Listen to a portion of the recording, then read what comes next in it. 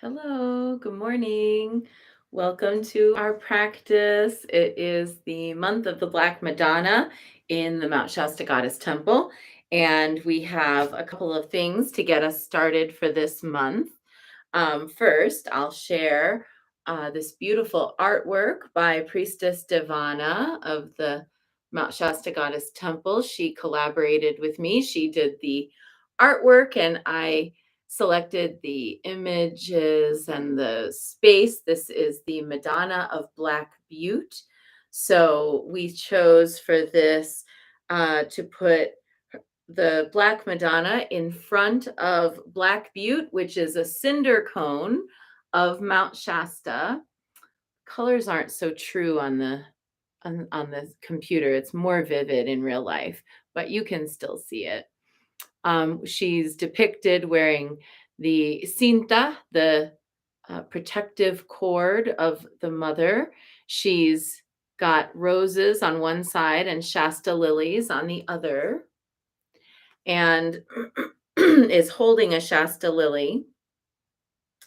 And she's got a couple different pieces of iconography from various different Black Madonnas worldwide. So she's got similar robes to Our Lady of Chenstohova. She's got the rays of light emitting from her, like Our Lady of Guadalupe. And she has just some of the other symbols that in her garb that are associated traditionally with Black Madonnas. So she is going to go up here, and I'll put her in front of Guanyin this morning. And then we are going to be working with this oracle this month. This is the Mother Mary Oracle. It's by artist Sophia Shiloh McLeod, and the writing is by Alana Fairchild. So we're going to be working with this deck, and we also have a new praise to open our daily devotions. So without further ado, I'm going to light this candle and sing the Salve Regina hymn to the Queen of Heaven. Salve Regina, Mater Misericordiae, vita dulcedo, et spes nostra salve. A te clamamus, exules filii Heve. A te suspiramus, gementes et flentes, in hac lacrimarum vale. Ea ergo, advocata nostra, illos tuos misericordes oculos, ad nos converte. Et Jesum benedictum fructum ventris tui, nobis post hoc exilium ostende.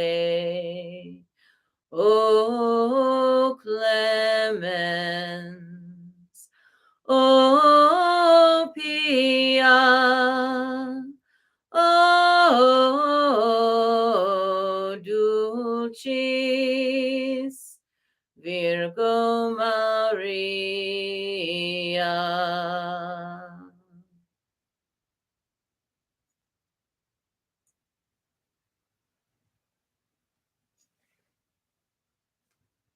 See if I can make a little spot for this candle.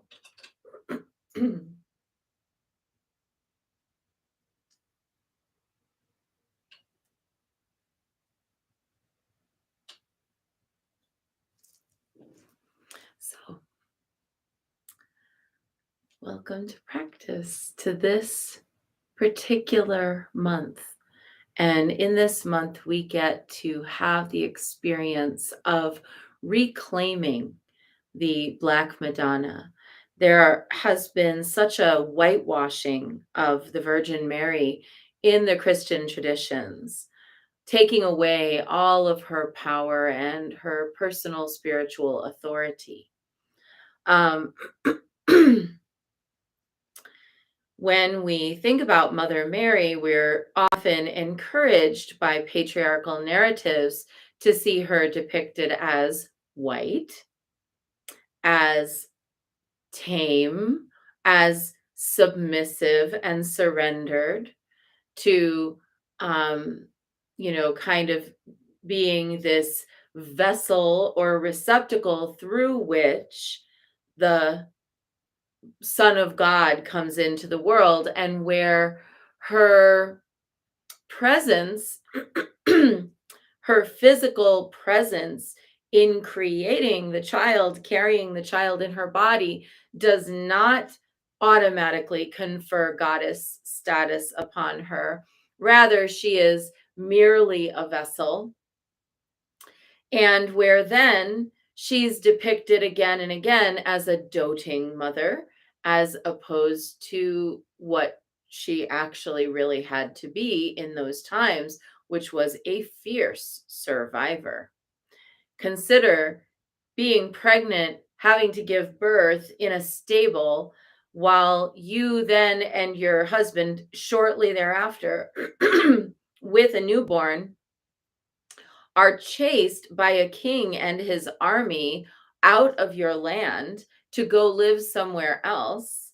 Imagine having this incredibly precocious child who gets into conversations, gets into trouble, runs away, goes into the temple, and just starts talking in front of everyone, where constantly you're having to keep up with him,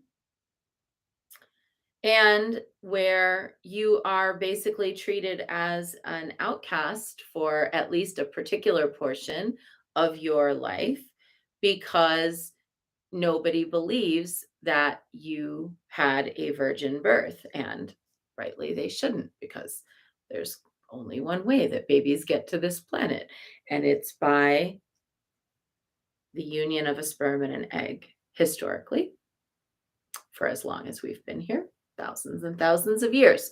So, there's a lot inside of this mythos, and over this month, we're going to be unpacking some of this. But primarily, I think a lot of women who were raised inside of Christian traditions were sort of drawn to the figure of the Virgin Mary, kind of called in by the idea that there could be a divine female figure, but then often turned off and you know felt really like great, like it was grating that all of the patriarchal rhetoric of the church is designed to seclude women, sequester women, keep women out of power, keep women out of roles of authority. So, in that sense, there is a kind of tension. When I decided to create the mandala of goddesses for the Mount Shasta Goddess Temple, I really wanted to be able to reclaim this figure and to research her historically, to learn about who she really was as a person. I know there's lots of like books and things out there that are supposedly her channeled messages and everything like that. I'm not really sure how I feel about all that. I think that's mostly imaginary. But there are historical things that can be known about the time that Mary was alive. And certainly there are many, many historical things that can be known about the various different statues of the Black Madonna worldwide that have produced miracles for actual people, helped them to have healing, helped them to have solace, helped them to have comfort, help them to have children, help them to cure incurable diseases, help them to walk if they couldn't walk. There's countless stories of these Madonnas. So we're going to be doing a little bit of exploration of that this month.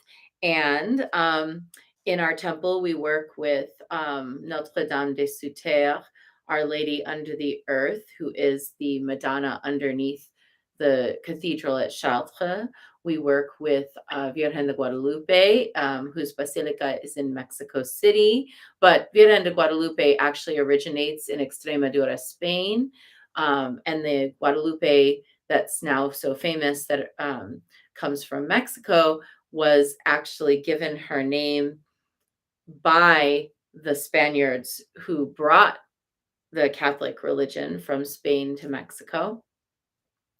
We work with a number of different ones. So, and of course, Our Lady of Częstochowa, the Polish Madonna who has protected the land of Poland for centuries now.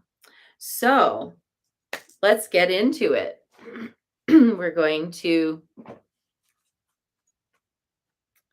draw our first card of this month.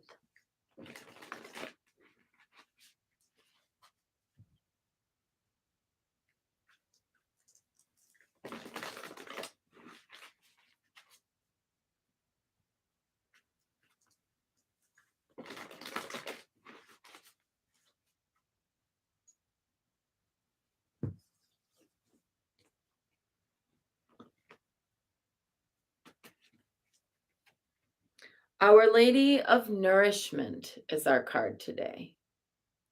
Our Lady of Nourishment. Let's see what the book has to say.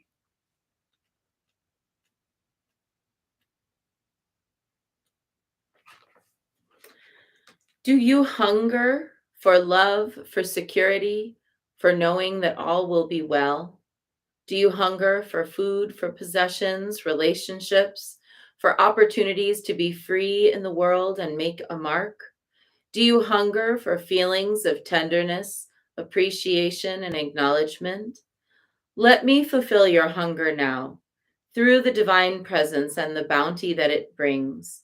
Let me fulfill your hunger that you may know fullness, not only fed by the spiritual worlds, but nourished through delight in your precious life in this physical world, through which you are approaching your spiritual enlightenment. In the physical world, hunger is painful.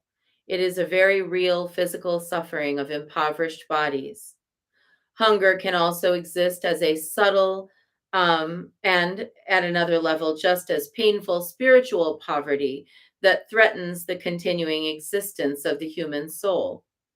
The human soul is precious.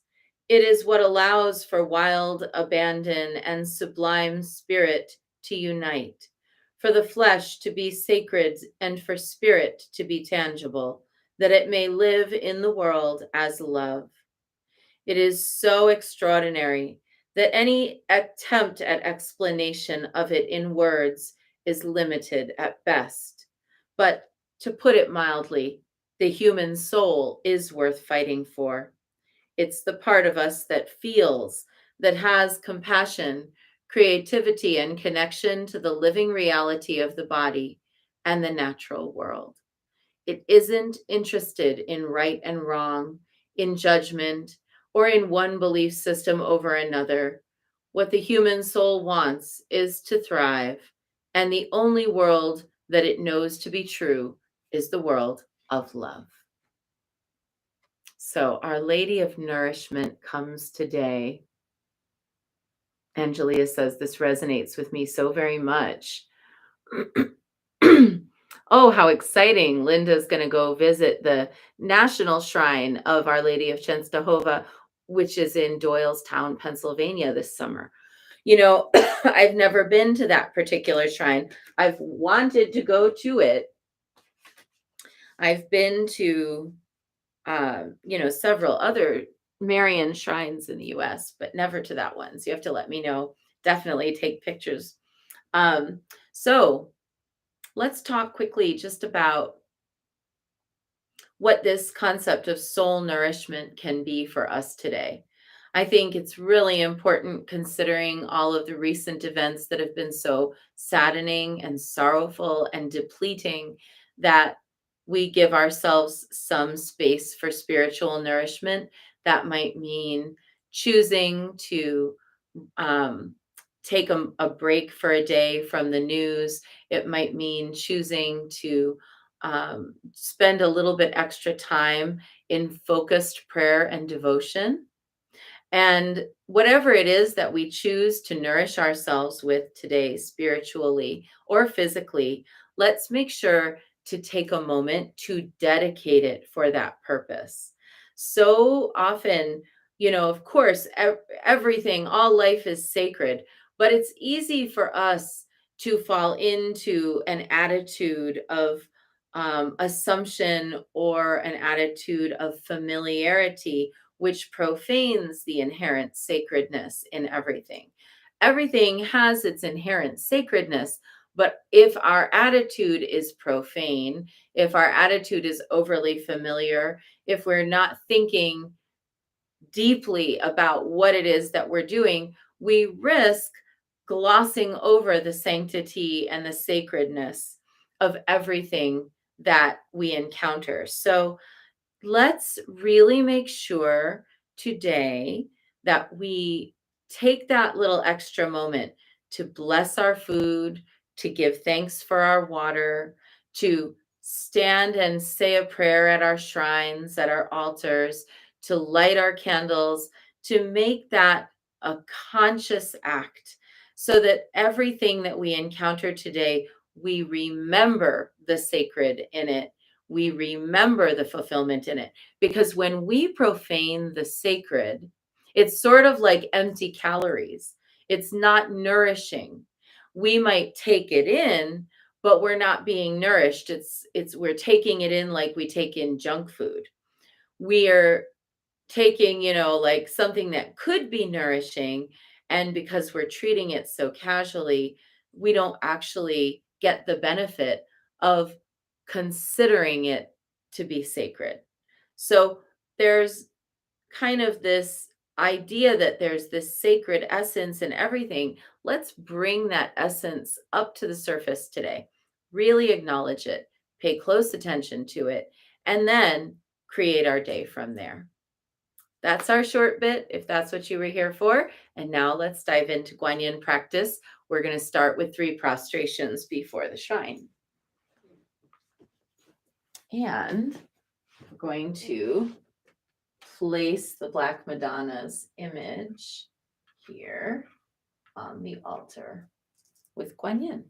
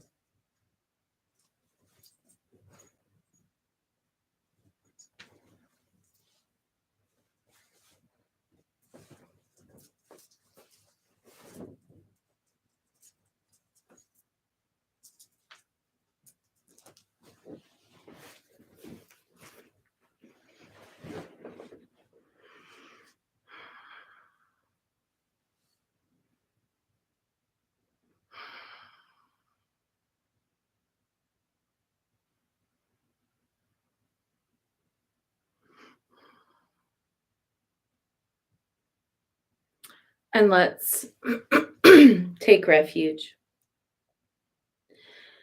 Namo Guru Be. I take refuge in the inner teacher. Namo Buddhaye. I take refuge in the great mother of compassion.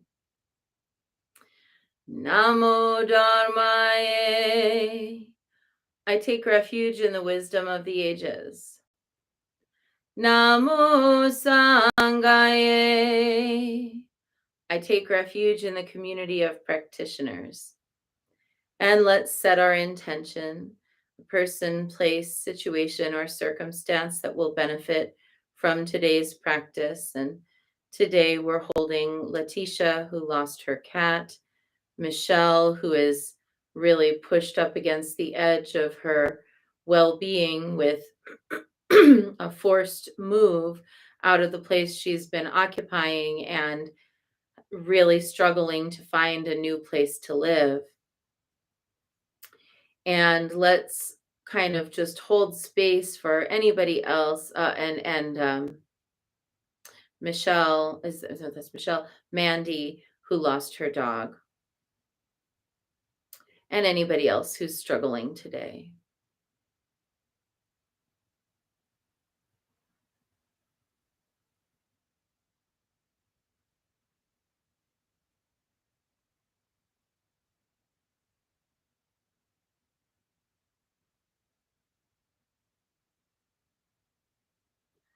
And let's recite the Four Immeasurables. May I be a source of loving kindness in this world and all worlds, bringing a generous heart to all my thoughts and doings. May I be a vehicle of compassion in this world and all worlds, ever mindful and aware of the tremendous suffering of others. May I be a brimming vessel of joy in this world and all worlds, delighting in the happiness of others as their suffering is alleviated. May I be a balance point of equanimity, seeing all as equals and all as deserving of goodness.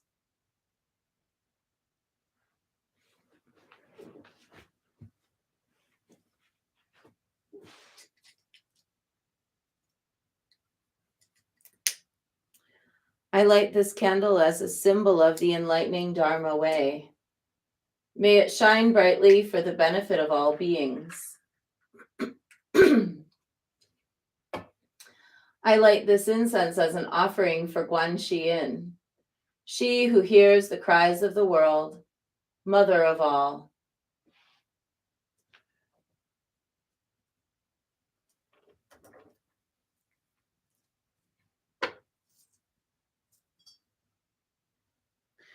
Om Ahum.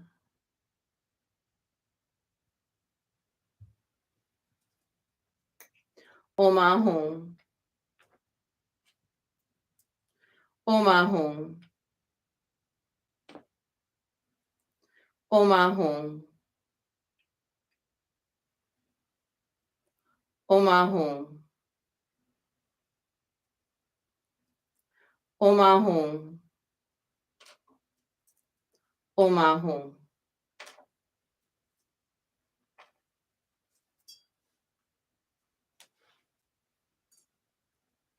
Om Ahum. Om Ahum. Om Ahum. Om Ahum. Om Ahum. Om Ahum. Om Ahum.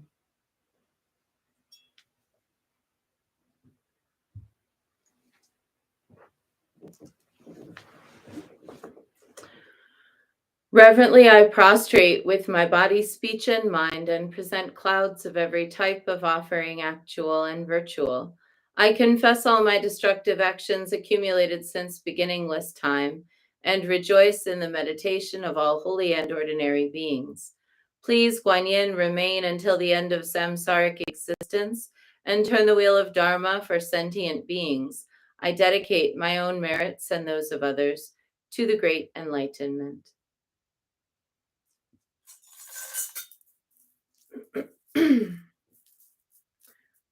108 recitations of Namo Guanxin Pusa, calling out to the one who is always there, offering spiritual nourishment from her vase of compassion. Namo Guanxin Pusa, Namo Guanxin Pusa, Namo Guanxin Pusa,